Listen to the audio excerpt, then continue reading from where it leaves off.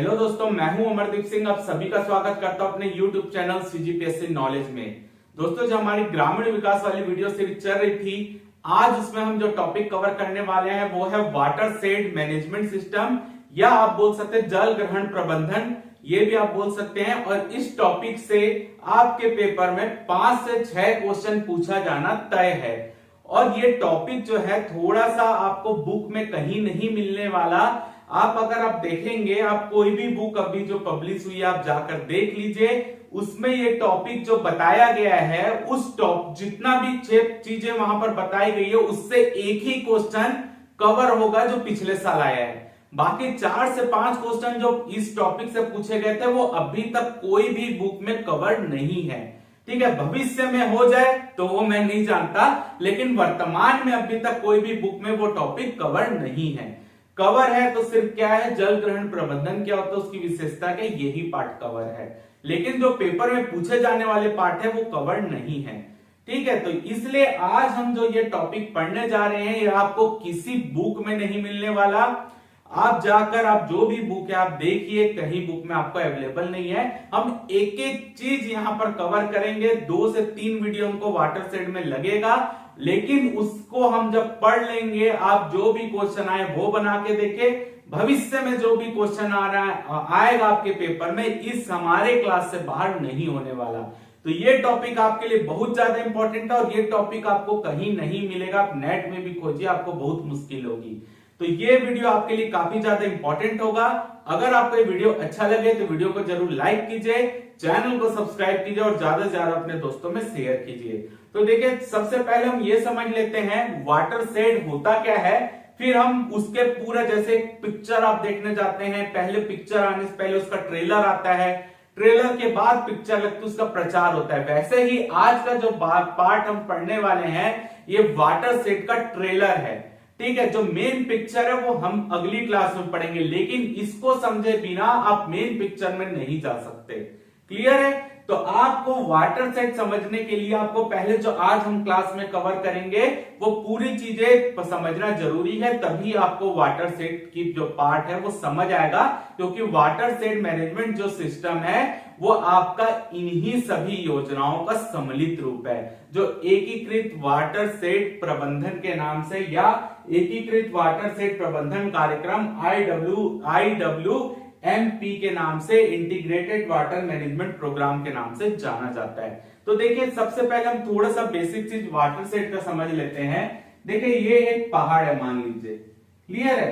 अब ये पहाड़ से अगर आप देखेंगे, अगर कभी पानी गिरता है, वर्षा होती है, तो वर्षा का जल यहां से ऐसे भी आता है, यहां अगर पड़ेगा तो सामने से भी नीचे हो जाता है, यहां पड़ेगा तो यहां से भी जाता है। यानी कहने का अर्थ यहां पर यह है कि जो वर्षा जल पड़ता है इन पहाड़ों पर, उसके निकलने का सोर्स अलग अलग होता है और वो जहां पर जाकर मिलते हैं उसका सोर्स भी अलग अलग होता है। ठीक है, तो यहां पर इसके कारण क्या हो सकता है कि मान लीजिए ये सोर्स जाकर एक नदी में मिल रहा है, वो नदी जो है, क्योंकि पानी का बहाव होता है, नदी में बहाव होता है, तो वो नदी जाकर पानी जो हम उपयोग कर सकते हैं हम उसका उपयोग नहीं कर पाते, क्योंकि वो जल नदी में मिलेगा और नदी जाकर समुद्र में मिल जाती है। तो जितना हम बेहतर तरीके से इन नदियों के जल का प्रयोग कर सकते हैं हम नहीं कर पा रहे हैं। तो उसी के लिए वाटर शेड मैनेजमेंट सिस्टम लाया गया। उसके तहत क्या किया जाता है कि जो ये जो हमारा पानी जाकर विभिन्न चीजों में अलग अलग क्षेत्र में मिल रहा है, वो अलग अलग क्षेत्र में जाकर या अलग अलग नदियों नालों में जाकर ना मिले, बल्कि इनके जो मिलने का सोर्स है वो एक ही पॉइंट हो। यानी जो ये नदी जाकर पानी दे रही है या ये पहाड़ से जो पानी आ रहा है वो जाकर एक ही चीज में जाकर मिले, अलग अलग चीज में ना मिले। और जिस भी चीज में इसको जाकर मिलाया जा रहा है वहां पर वो पानी स्टोर हो जाए। ठीक है, तो इसी के लिए यही चीजें हैं वाटर शेड मैनेजमेंट। तो इसके लिए हम क्या कर सकते हैं, मान लीजिए देखिए इनका क्षेत्र बहने का अलग अलग है। अगर हम मान लीजिए एक पानी की कल्पना करें, अगर एक पानी मान लीजिए ऐसा आ रहा है, ठीक है, पानी एक ऊपर से आ रहा है, नीचे एक ऐसी चीज पड़ी, आप एक एग्जांपल के तौर पर समझे, तो पानी ऐसे करके बढ़ जाता है। कोई भी चीज अगर रास्ते में रख दे तो पानी 2 भागों में बढ़ जाता है। ठीक है, लेकिन अगर मैं मान लू यहां पर भी एक चीज रख दूं, कोई चीज, तो पानी अगर यहां से बह के आ रहा है, उसको यहां जाना था बट के, लेकिन यहां पर भी एक चीज पड़ी है, तो ये पानी वापस कहां चले जाएगा, इस क्षेत्र में चला जाएगा। यानी जो पानी दो भाग में बंटने वाला था, वो पानी दो भाग में ना बंटकर क्या हुआ कि एक ही चीज में जाकर ड्रेन हो गया, यानी एक ही राह में चले गए दोनों, क्योंकि यहां पर भी एक चीज रख दी गई। तो वही है वाटर शेड, कि हम क्या करेंगे, जो बहने वाला क्षेत्र है उस पानी का, उसके मार्ग में अवरोध उत्पन्न करेंगे, ताकि उसके कारण वो पानी जो अलग अलग क्षेत्र में बह रहा था वो एक ही क्षेत्र में आकर मिल जाए। क्लियर है? तो इसके लिए हम क्या करेंगे, हो सकता है पहाड़ों में हम कुछ स्ट्रक्चर पेड़ों को लगाएं, वनों का आच्छादन करें। क्यों होगा? क्योंकि वनों का आच्छादन होगा तो जो पानी आ रहा है, वन भी, तो जो पेड़ लगे होंगे वो भी सोखेंगे पानी, तो भूमि में भी भूमिगत पानी भी बढ़ेगा, और इसके अलावा वो पेड़ों से टकराकर बटेंगे, तो यहां पर हम कुछ स्ट्रक्चर ऐसा खड़ा कर देंगे कि वो पानी इससे टकराकर वापस उसी राह में चले जाए, यानी एक ही क्षेत्र में जाकर मिल जाए। तो ऐसी चीजें तो मैं केवल पहाड़ों के लिए बता रहा हूं, आप नदियों में भी देखिए, नदी जल को रोकने का एक सबसे अभी आप तरीका देख रहे होंगे, जो नॉर्मल बड़े बड़े डैम तो होते हैं उनको आप छोड़ दीजिए, लेकिन नदी जल को रोकने का भी सबसे प्रभावी तरीका क्या आ गया, एनीकेट बना दो। एनीकेट बनाने से क्या होता है, मान लीजिए ये नदी बह रही है और उसके बीच में एक दीवार खड़ी कर दी है। अब जो नदी जल आ रहा है वो यहीं पर आकर इकट्ठा होता रहेगा, तब तक इकट्ठा होता रहेगा जब तक ये नदी जल इस जो दीवार की हाइट है उसके ऊपर से ना चले जाए।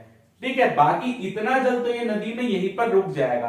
तो इससे क्या फायदा होगा कि जो ये नदी जल यहाँ पर रुकेगा, वो नदी जल धीरे धीरे अपने नीचे भूमि पर भी तो जाएगा, तो जो भूमिगत जल है जो आसपास के क्षेत्रों में, उसकी मात्रा बढ़ने लगेगी। तो ये भी एक वाटर शेड का ही तरीका है कि पानी को हम रोक दिए, अगर पानी रुक गया तब तक रुका रहेगा जब तक पानी इतना ना आ जाए जब इस दीवार को पार कर जाए।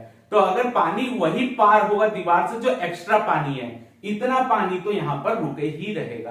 तो ये पानी धीरे धीरे रिसकर जमीन पर जाएगा, जिससे भूमिगत जल बढ़ेगा, और उस भूमिगत जल का प्रयोग हम भविष्य में हो सकता है मानव अपने पानी उपयोग में करे, खेती में किया जा सकता है। तो यही होता है वाटर शेड मैनेजमेंट। ये मैंने आपको केवल ओवरव्यू दिया एक बेसिक समझने के लिए, तो इसको अब हम पूरा डिटेल में यहां पर पढ़ेंगे, और हम देखते हैं कि जल ग्रहण प्रबंधन के क्षेत्र में भारत सरकार ने सबसे पहला कार्य क्या किया। तो वो है सूखा प्रवण क्षेत्र कार्यक्रम, यानी ऐसा क्षेत्र जो सूखे से प्रभावित है, उन क्षेत्रों पर यह कार्यक्रम लाया गया। सूखा प्रवण क्षेत्र कार्यक्रम 1973-74, 1973-74 में सूखा प्रवण क्षेत्र कार्यक्रम चालू हुआ। ठीक है, तो अगर हम भारत की बात करें तो देखिए, भारत जो है वो उष्णकटिबंधीय मानसूनी जलवायु वाले क्षेत्र में आता है। ठीक है, और यहाँ पर जो मुख्य रूप से कृषि की जाती है वो मानसूनी कृषि है, यानी अगर मानसून अच्छा होता है तो हमारे यहाँ फसल अच्छी होती है, मानसून खराब हो जाता है तो वहां सूखा पड़ जाता है। तो वही सूखे से निपटने के लिए सूखा प्रवण क्षेत्र कार्यक्रम लाया गया, 1973-74 में प्रारंभ हुआ।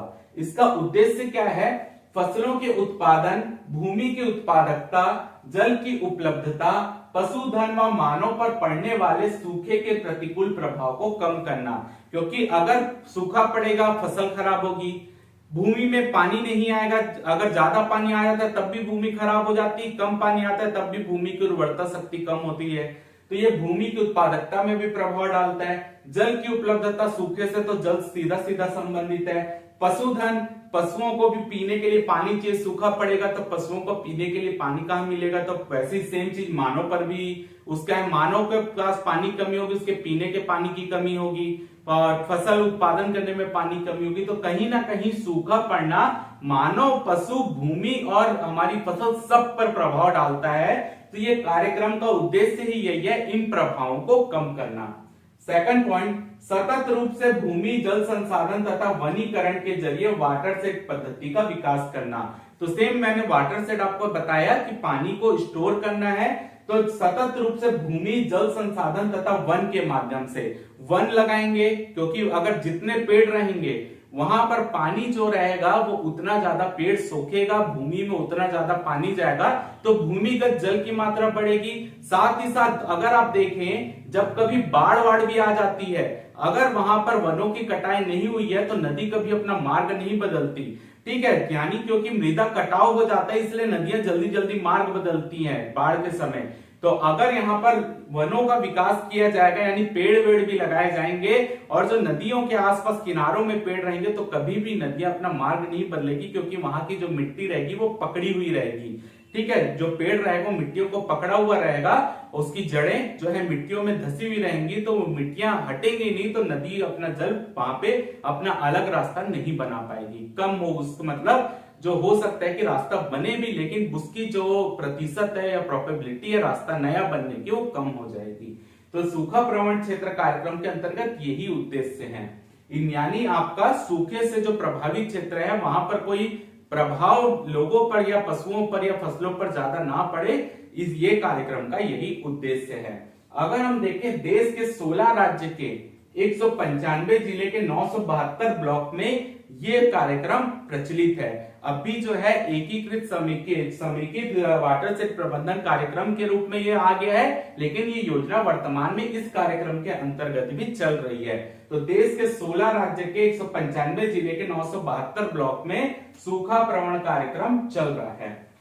छत्तीसगढ़ के 9 जिले के 29 ब्लॉक इसमें शामिल है। इंपॉर्टेंट पॉइंट है, इसको याद रखिएगा। छत्तीसगढ़ के 9 जिले के 29 ब्लॉक में ये योजना चल रही है। जब एमपी में 35 जिलों में इसको चालू किया गया था, उस 35 जिलों में छत्तीसगढ़ के भी 9 जिले सम्मिलित थे। अब छत्तीसगढ़ अलग हो गया है, तो छत्तीसगढ़ के 9 जिले मैंने यहाँ पर लिख दिए, लेकिन जब ये योजना चालू हुई थी तब एमपी के 35 जिले आप बोल सकते हैं। तो अभी भी वर्तमान में एमपी के 35 में से 9 घटा दीजिए, उतने जिले में योजना चल रही है। उस समय इनको जोड़कर 35 आप बोल सकते हैं। अगला देखते हैं वित्त पोषण पद्धति। वित्त पोषण पद्धति देखें तो इस योजना के लिए मार्च 1999 तक केंद्र की हिस्सेदारी थी 50% की, राज्य की हिस्सेदारी थी 50% की। यानी ये वित्त पोषण पद्धति जो है केंद्र राज्य की हिस्सेदारी इस योजना के अंतर्गत 50-50% की थी। लेकिन 1 अप्रैल 1999 के बाद ये हिस्सेदारी केंद्र की 75% की और राज्य की 25% की। यानी इस कार्यक्रम के अंतर्गत जो वनों का विकास होगा या भूमि की उर्वरता बढ़ाएंगे, पानी को स्टोर करेंगे और सिंचाई के लिए उनको पानी देंगे, ये सब चीज के लिए जो कि जितना भी पैसा लग रहा है केंद्र की हिस्सेदारी होगी 75% की, राज्य की 25% की 1 अप्रैल 1999 के बाद से। अगर हम इस कार्यक्रम के तहत देखें तो 500 हेक्टेयर क्षेत्र की परियोजना स्वीकृत की जाती है। यानी एक बार में 500 हेक्टेयर क्षेत्र में ये कार्यक्रम चलाया जा रहा है, और 501 मतलब एक परियोजना 500 हेक्टेयर की। दूसरे क्षेत्र में जाएंगे तो वहां 500 हेक्टेयर अलग होगा। तो एक परियोजना क्षेत्र 500 हेक्टेयर का होता है, और पर हेक्टेयर वहां पर 6000 रुपए दिया जाता है। ये सभी व्यवस्था को प्रोवाइड कराने के लिए या विकसित करने, चाहे वो पेड़ लगाने की बात हो, भूमि की उर्वरता शक्ति बढ़ाने की बात हो, या पानी को स्टोर करने की बात हो, तो पर हेक्टेयर 6000 रुपए यहाँ पर दिया जा रहा है। और 500 हेक्टेयर क्षेत्र में ये योजना चलती है एक साथ। ठीक है, तो याद रखिएगा इस कार्यक्रम के अंतर्गत जो एक परियोजना क्षेत्र होगा उसका क्षेत्रफल 500 हेक्टेयर का होगा। ठीक है, तो इसको याद रखिएगा, पर ये वाला पॉइंट पूछा जा सकता है पेपर में। और पर हेक्टेयर 6000 रुपए देती है गवर्नमेंट। अब हम देखते हैं मरुभूमि विकास कार्यक्रम। तो मरुभूमि यानी मरुस्थलीय क्षेत्र। तो यहाँ पर हम हमारे बहुत से भाई बहन ये सोचते हैं कि हमारे जो मरुस्थलीय क्षेत्र है वो केवल हमारा जहां पे हम वो देखते हैं कौन सा क्षेत्र, जैसे कि राजस्थान, गुजरात, नहीं, शीत मरुस्थल भी होते हैं। अगर आप पहाड़ी क्षेत्र में जाएंगे तो वहां पर भी मरुस्थल है, लेकिन वो शीत मरुस्थल है। ठीक है, तो याद रखिए कि मरुभूमि विकास कार्यक्रम 1977-78 में चालू हुआ। राजस्थान, गुजरात और हरियाणा के गर्म मरुभूमि क्षेत्र में, और जम्मू कश्मीर, हिमाचल प्रदेश के शीत मरुभूमि क्षेत्र में, शीत मरुस्थलीय क्षेत्र वहां पर। अगर वहां पहाड़ में जाएंगे तो मिट्टी मिलेगी, लेकिन वो ठंडा क्षेत्र है। लेकिन यहाँ पर आप जाएंगे राजस्थान, गुजरात तरफ आप जाए या हरियाणा तरफ, जो मिट्टी वाला पार्ट है वो गर्म क्षेत्र है, इसलिए इसको गर्म मरुभूमि क्षेत्र बोल रहे हैं, यहाँ पे शीत मरुभूमि क्षेत्र। और 1995-96 में आंध्र प्रदेश और कर्नाटक के कुछ जिलों को भी इसमें शामिल किया गया है। तो मरुभूमि क्षेत्र भी सेम, आपका उद्देश्य देखें तो दोनों का सेम है। यहाँ पर केवल क्षेत्र है वो सूखा प्रभावित क्षेत्र है, यहाँ पर जो क्षेत्र है वो मरुस्थलीय क्षेत्र है। तो मरुस्थलीय क्षेत्र में भी सेम जो यहाँ पर उद्देश्य है वही सेम उद्देश्य यहाँ पर भी है। क्लियर है? तो यहाँ पर उद्देश्य देखिए, फसल, मानव व पशुधन पर मरुस्थलीकरण के प्रभाव को कम करना। यहाँ पर क्या था? फसल, मानव, पशुधन पर सूखे के प्रभाव को कम करना, यहाँ पे मरुस्थलीय प्रभाव को कम करना, सेम चीज है। और हर जगह हम एक ही काम कर रहे हैं। अब मरुस्थल में देखिए, अगर वहां पे मिट्टी क्षेत्र है, वहां पर हम क्या कर देंगे? वनस्पति आच्छादन कर देंगे, यानी हम घास का निर्माण करवाएंगे। जो मरुस्थलीय क्षेत्र में पौधे उगते हैं उनका निर्माण करवाएंगे।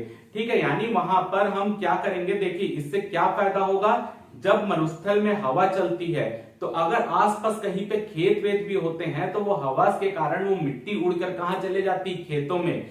और साथ ही साथ इतनी गर्म हवा चलती कि कई मानवों की मृत्यु हो जाती है, वहां पर जो वहां पर रहते हैं लोग, उनकी मृत्यु होती है, पशुओं की मृत्यु होती है। तो इस कारण मरुभूमि क्षेत्र में क्या करेंगे? कुछ क्षेत्रों को चुनकर वहां पर हम छोटे छोटे जो मरुस्थलीय पौधे होते हैं वो लगाएंगे, तो छोटी छोटी घास, वनस्पति, ये सब वहां पर लगाएंगे। एक बड़े क्षेत्र को लेकर वहां पर इन सबको उगाएंगे, ताकि जो पेड़ वहां पर उग रहे हैं वो मिट्टी को पकड़े रखें। और जो हवा आ रही है तो मिट्टी जितना पहले उड़ती थी उतना नहीं उड़ेगी, तो जिससे लोग जो प्रभावित होते थे वो कम होंगे। और कभी वहां पर पानी गिरता भी है तो वो पानी जो वहां पर घास या जो पौधे उगेंगे, चाहे वो छोटे ही क्यों ना हो, वो पौधे क्या करेंगे? उस पानी को हमको भूमिगत में डालेंगे। भले ही वो मात्रा मरुस्थलीय क्षेत्र में कम हो जाती है भूमि में जाने की पानी की, लेकिन वो होगी। ठीक है, तो ये इसी के लिए यहाँ पर ये उद्देश्य से मरुभूमि विकास कार्यक्रम चालू हुआ। वित्त पोषण मार्च 1999 तक पूरा वित्त पोषण केंद्र सरकार कर रही थी, लेकिन उसके केंद्र सरकार कर रही थी। कितना कितना वो क्षेत्र वाइज डिवाइड है वो मैं बता देता हूं। जैसे गर्म शुष्क क्षेत्र जहां पे रेती नहीं है, लेकिन वो क्षेत्र शुष्क क्षेत्र और गर्मी वाला क्षेत्र है, उसको भी मरुभूमि ही बोलते हैं। जैसे राजस्थान के कई क्षेत्रों में जो रेगिस्तान है वो है, लेकिन उसके आसपास के दूसरे क्षेत्रों में भली मिट्टी ना हो, लेकिन वो भी उस प्रभाव के कारण वहां पर वो गर्मी पड़ रही है। तो ऐसे गर्म शुष्क क्षेत्र जहां पे गैर रेत है, यानी रेत नहीं है, वहां पर केंद्र सरकार 75% राशि देगी और जो राज्य सरकार है वो 25%। ये डाटा मार्च 1999 तक। गर्म शुष्क रेतीला क्षेत्र, यानी ये गर्म भी है और वहां पे रेत भी है, तो पूरा वित्त पोषण केंद्र सरकार कर रही थी। शीत शुष्क क्षेत्र, यानी जो ठंडी वाले क्षेत्र हैं, वहां पर भी जो होती है शुष्क क्षेत्र, यानी वहां पर भी आप देखेंगे, जैसा आप लद्दाख तरफ चले जाए, पहाड़ तो वहां पर भी, लेकिन पहाड़ में आपको पेड़ पौधे नहीं नजर आते हैं, क्योंकि वो शीत शुष्क क्षेत्र में, ऐसे जम्मू कश्मीर में भी होता है।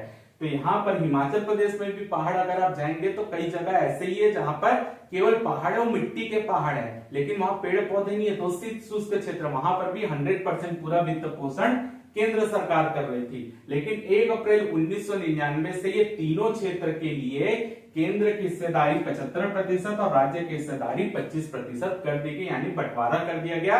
यानी अभी जो है मरुभूमि विकास कार्यक्रम के अंतर्गत केंद्र 75% और राज्य 25% पैसा देता है। परियोजना लागत 30 लाख रुपए पर परियोजना।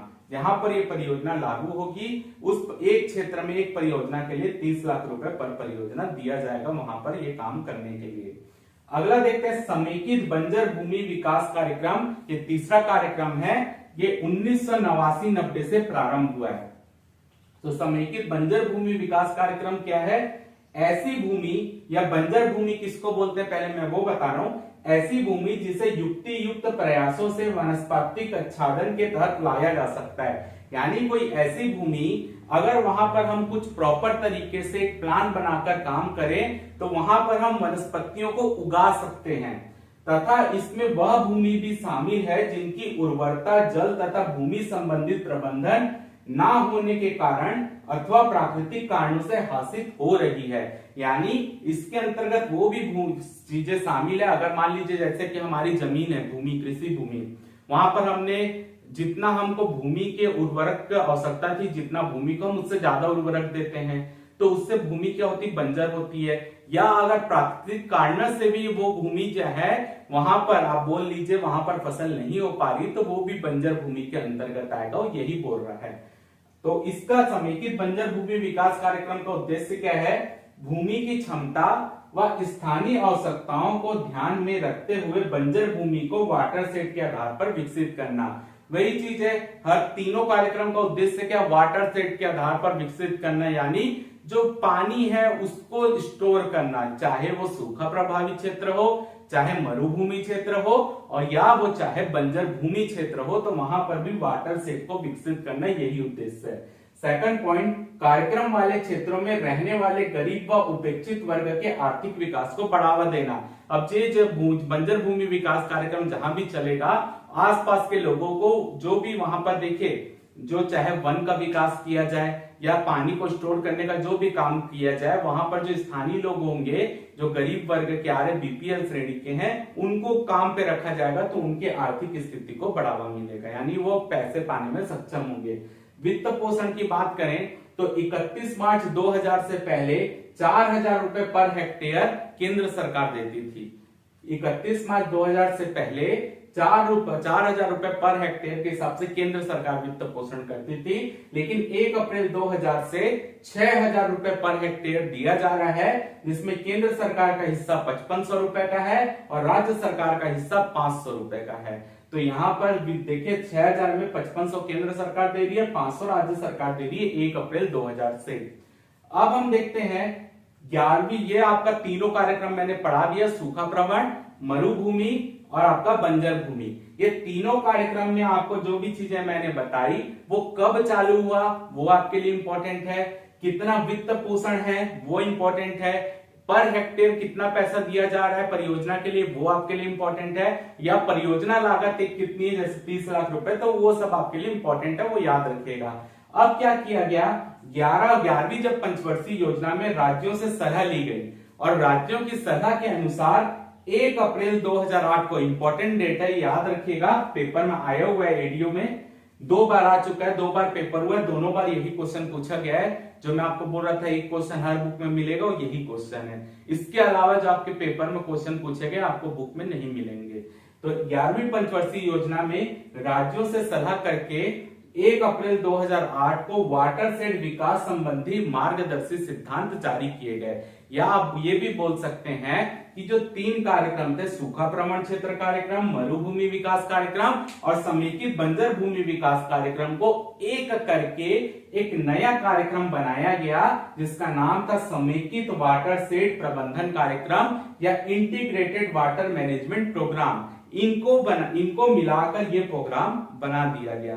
ठीक है, ये प्रोग्राम कब बना, 2008 को, 1 अप्रैल 2008 को। तो अगर आपसे पूछा जाता है पेपर में हमारा नया वाटर सेट परियोजना कब लागू हुई, तो 1 अप्रैल 2008 को मतलब प्रारंभ हो गई थी। लेकिन जो पूरा केंद्र सरकार ने अंतिम रूप से अनुमोदन कब किया, तो 26 फरवरी 2009 को अंतिम रूप से इसको अनुमोदित कर दिया। यानी कहने का मतलब जो इन 3 योजनाओं को मिलाकर नया समेकित वाटर सेट प्रबंधन कार्यक्रम बनाया गया, तो इन योजनाओं के अंतर्गत जो अभी प्रावधान थे उनको संशोधित करके कब लागू किया गया, वो लागू किया गया 26 फरवरी 2009 को। यानी इन योजनाओं में कुछ चेंज करके ही हम नया वाटर सेट प्रोग्राम बनाए। इन 3 योजनाओं को तो मिला लिए, उससे हमारा बना समेकित वाटर सेट प्रबंधन कार्यक्रम, और इसके बाद 26 फरवरी 2009 को इन तीनों योजना के अंतर्गत जो प्रावधान थे उनमें चेंज लाया गया।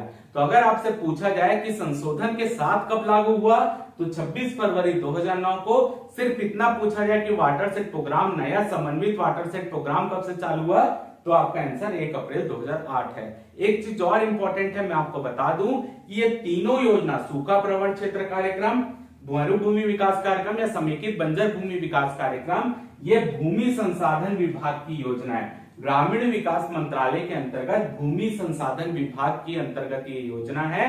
ये आपको पता होना चाहिए, और पेपर में ऐसा क्वेश्चन भी बनता है कि आपसे यही पूछा जा सकता है समेकित वाटर सेट प्रबंधन कार्यक्रम कौन से विभाग के अंतर्गत आता है, तो आपके विभाग का नाम है भूमि संसाधन विभाग, मंत्रालय ग्रामीण विकास मंत्रालय।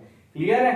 तो यहाँ पर आपको जो इनमें संशोधन किया गया 26 फरवरी 2009 को, और यहाँ पर क्या प्राथमिकता दी जा रही है समेकित वाटर सेट प्रबंधन कार्यक्रम के अंतर्गत, प्राथमिकता है अक्रमित या बंजर भूमि पर विकास करना, अक्रमित यानी बंजर भूमि, इन पर विकास करना, वर्षा सिंचित कृषि योग्य भूमि यानी ऐसी कृषि भूमि जहां पर केवल जो सिंचाई होती है वो वर्षा जब होती है तभी होती है। अगर वर्षा नहीं होती तो वहां सिंचाई नहीं होती, तो ऐसी भूमि पर वाटर शेड का कार्यक्रम पहले चालू किया जाएगा। क्लियर है? तो प्राथमिकता है बंजर भूमि, और दूसरा वर्षा सिंचित कृषि योग्य भूमि, यानी वहां पर सिंचाई का कार्य तभी हो सकता है जब वर्षा हो, यानी वहां पर अभी तक नहरें नहीं पहुंची है या गवर्नमेंट की तरफ से वहां पर अभी नहर पहुंचाने का काम किया जा रहा है, यानी अगर वहां पर कभी पानी ना गिरे तो वहां पर सिंचाई ही नहीं हो सकती। ठीक है, तो वहां पर सिंचाई तभी होती है जब वर्षा का पानी आता है।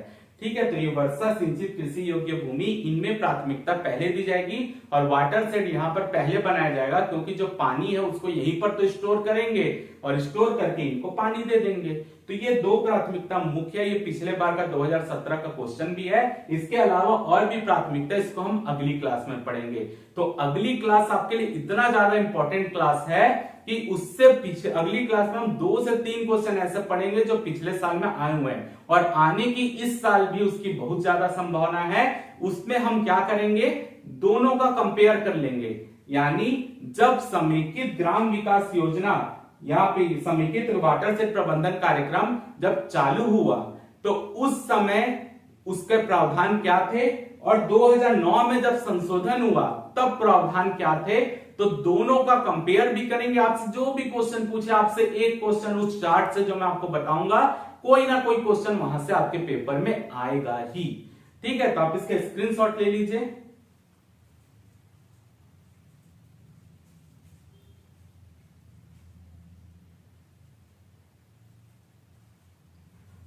तो उम्मीद करता हूं आपको आज की क्लास अच्छी लगी होगी। अगर आपको आज की क्लास अच्छी लगे तो वीडियो को जरूर लाइक कीजिए, चैनल को सब्सक्राइब कीजिए, ज्यादा से ज्यादा शेयर कीजिए। फिलहाल के इस वीडियो में सिर्फ इतना ही। जय भारत, जय छत्तीसगढ़।